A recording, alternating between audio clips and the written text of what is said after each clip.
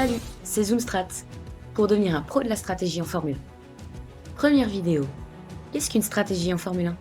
Accroche-toi, on zoome direct. Une stratégie, c'est pas juste conduire vite. On parle d'un véritable plan de guerre. Un peu comme les échecs, mais avec 20 pions qui roulent à 300 km/h. Il y a 3 clés, 3 éléments principaux pris en compte. Les pneus, les arrêts au stand, le DRS. 80% des décisions stratégiques tournent autour d'eux. Carburant, undercut, etc. On zoomera là-dessus dans une prochaine vidéo. D'abord, les bases.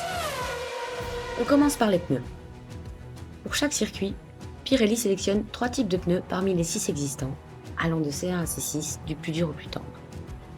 Il sélectionne un tendre, ultra rapide mais à l'usure rapide, un dur, qui tient 30 tours mais est plus lent, et un médium, à l'équilibre entre les deux. Par exemple, pour Monaco, ce sont les pneus C4, C5 et C6 qui sont sélectionnés. Donc C4 sera considéré comme dur, C5 médium et C6 tendre. Pour Bahreïn, c'est C1, C2 et C3 qui sont sélectionnés. Donc C1 sera le dur, C2 le médium et C3 le tendre.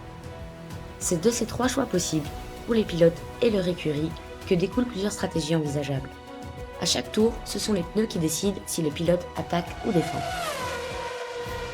Ensuite, les arrêts au stand. L'arrêt physique, c'est juste 2 à 3 secondes. 20 personnes et 4 pneus changés en 2 secondes et demie moyenne. Mais le coût total, c'est 22 secondes. Pourquoi? 3 secondes pour ralentir et entrer dans la pit lane, 2 à 3 secondes pour l'arrêt en lui-même, 3 secondes pour accélérer et ressortir, et enfin environ 14 secondes perdues en vitesse moyenne. C'est ça que les pilotes payent réellement quand ils s'arrêtent, et c'est énorme. Il en découle différentes tactiques qu'on découvrira ensemble ultérieurement. Patience! Pour finir, le DRS. C'est l'acronyme de Drag Reduction System. Un bouton sur le volant, l'aileron à l'arrière s'ouvre et on gagne 30 km/h en ligne droite. Mais attention, ce super boost se mérite. Il faut être à moins d'une seconde du pilote devant, et ce, avant d'entrer dans une zone DRS. Ce sont des zones spécifiques en ligne droite où le DRS peut être utilisé. Dans ces conditions-là, le pilote n'est qu'à environ 80 mètres de la voiture qui le précède, donc autant dire dans ses roues. Il a déjà fait 90% du taf, et le DRS fait les 10% restants. A noter que sur certains circuits, comme Monaco par exemple, les dépassements sont quasi impossibles sans DRS. Voilà pour cette arme redoutable. Pour conclure cette vidéo, un petit exemple hypothétique illustrant tout ça vite fait.